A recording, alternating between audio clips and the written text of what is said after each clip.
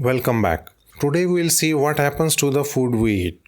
Now I try to keep the things as simple as possible, but since there are some biological terms, you may find it difficult to understand at first.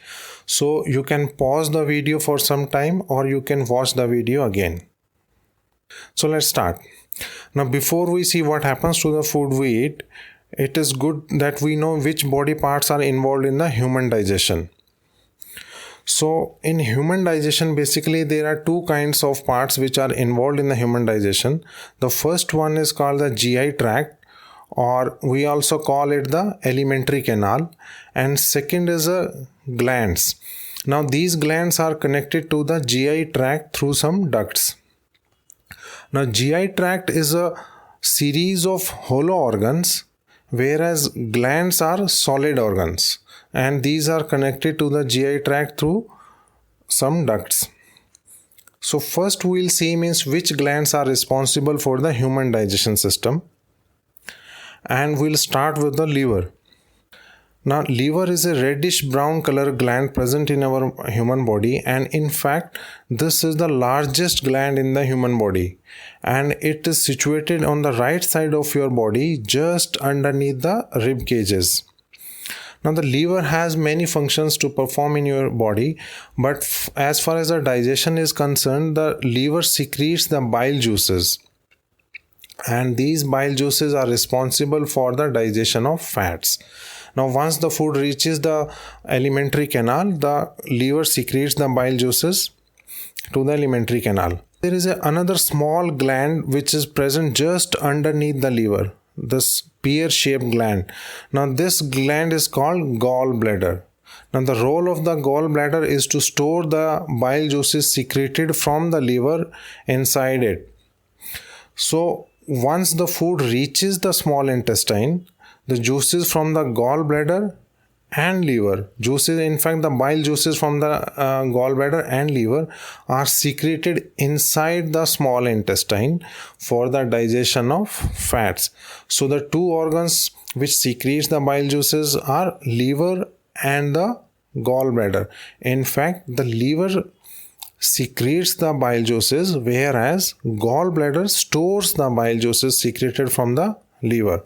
And when the food is present in the alimentary canal, both the organs secrete the bile juices inside the alimentary canal. Okay. Now the third gland is pancreas. Now this gland is situated just underneath the stomach, and the role of pancreas is to secrete the digestive juices into the alimentary canal or to the small intestine for the digestion of proteins, carbohydrates, fats. Right? So basically it secretes lots of juices for the digestion of all the complex nutrients, and there is one more role for the pancreas, that it controls the sugar or the glucose present in the blood through a secretion of a hormone called insulin. But we'll see in detail when we see the endocrine system. So we have three organs or three solid glands which are connected to the GI tract, and these are liver, gallbladder and pancreas, and all three secrete some juices inside the small intestine for the digestion of complex nutrients like carbohydrates, fats, proteins, etc. Alright. Now we'll see the GI tract. Now the GI tract starts from the mouth, and in the mouth we have teeth and the stomach, which are used for chewing the food we have just eaten into the smaller particles,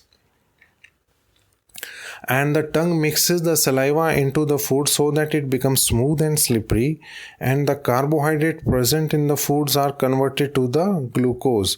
So the role of saliva is to convert the food smooth and slippery, and for the digestion of carbohydrates as well. So basically the chewing of the food in the mouth is very important, so that we must chew the food thoroughly so that food becomes smooth and slippery, and the carbohydrates are partially digested into the glucose at the mouth itself. So basically the digestion starts at the mouth itself. Now once the food is thoroughly chewed and mixed with the saliva, it is pushed to the esophagus. Now once it reaches the esophagus, there is a process called peristalsis which starts. Peristalsis is that, let's say the food is present at this point. Now the alimentary canal or the esophagus just in front of the food at this region relaxes, and the esophagus just behind the food contracts. So this process basically pushes the food downward, and this process is called peristalsis. So the food moves through the alimentary canal through a process called peristalsis, and peristalsis is the process when the alimentary canal in front of the food relaxes and just behind the food contracts so that the food moves forward. And this process happens throughout the alimentary canal, not through the esophagus only, but throughout the alimentary canal or the GI tract. Peristalsis happens, which helps in the movement of the food. Now once the food reaches the entry of point of the stomach, there is a small valve at the entry of the stomach which is normally closed. Now this valve opens up and the food enters into the stomach. Now once the food is inside the stomach, this valve closes so that the food cannot move back into the esophagus, and the stomach starts the mixing and churning of the food, and it also secretes some digestive juices and the hydrochloric acid to kill all the bacteria present in the food and for the digestion of the complex nutrients present in the food. Now once the food is thoroughly mixed and churned and digested, and in fact it is not thoroughly digested, it is partially digested in the stomach. Now there is another valve at the end of stomach which opens up, and the food present in the stomach passes to the small intestine. Okay, now once the food reaches the small intestine or the front part of the small intestine, which we also call as duodenum, the juices from the gallbladder and liver and pancreas start secreting into the small intestine through these ducts. Now the digestive juices are also secreted by the small intestine itself. Now so all the juices, digestive juices present in the small intestine from the liver, gallbladder and pancreas helps in the digestion of the food, and in fact all the complex nutrients are converted to the simpler nutrients, simpler ones, right? So now once the food passes through the small intestine, it keeps on digesting, and at the end of the small intestine, which we also call as the ileum, the food is almost digested, or all the complex nutrients like carbohydrates, fats and the proteins are converted into the simpler nutrients. For example, the protein is converted to the amino acids. Now once all the nutrients are converted to the simpler nutrients, at the end of the small intestine there are some villi-like structures or the finger-like structures which we call as villis. These helps in the absorption of these simpler nutrients into the blood. So at the end of the small intestine, all the simpler nutrients are absorbed into the blood through finger-like structures called villis. Now once the food is absorbed into the blood, or the simpler nutrients are absorbed into the blood, the food passes to the large intestine. Now here the bacteria present in the large intestine digest them in still undigested portion, means whatever part of the food is still undigested, that is digested by the bacteria present in the large intestine. And there is another role which is played by the large intestine, that is so once the food moves through the large intestine, the bacteria present in the large intestine digest the undigested part of the food, and the water is absorbed from the food, so that at the end of the large intestine, which we also call as the rectum, the food is in the semi-solid kind of state, and we also call it as a stool.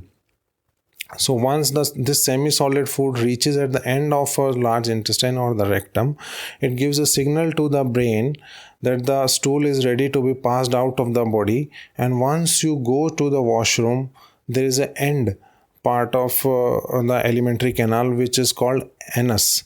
Now this part opens up and the stool is released from the body. All right. So this was the whole human digestive process. So now we'll look at it again. So the human digestive system consists of two parts, the GI tract and the glands. And the glands are liver, gallbladder and pancreas. And the digestion starts in the mouth itself, where we chew the food and mixes it with the saliva, and carbohydrates are converted to the glucose or sugar. And this process is called ingestion. The taking in of the food inside the mouth and chewing it is called ingestion. And the digestion starts at the mouth itself. And then the food goes to the esophagus and a process called peristalsis happens, and the food moves from the esophagus to the stomach, where it is mixed with the hydrochloric acid and the other digestive juices, and the stomach also mixes and churns the food thoroughly. And there is one important thing inside the stomach is that the inside lining of the stomach secretes mucus, or the internal lining of the lining means the internal layer of the stomach is mucus kind of substance is secreted, so that the reason is that so that the stomach is not damaged by the hydrochloric acid present inside the stomach. So this is very important, otherwise the hydrochloric acid present will damage the stomach also. Now once the food is thoroughly mixed and partially digested, it moves to the small intestine, where the digestive juices from the small intestine and another glands are secreted inside the small intestine, and they helps in the digestion of the food. And finally at the end of the small intestine, the simpler nutrients are absorbed into the blood, and this process is called absorption. Now once all the nutrients are absorbed inside the blood, they are taken to the different parts of the body through the blood, where they are used for the creation of the complex structures, and this process is called assimilation.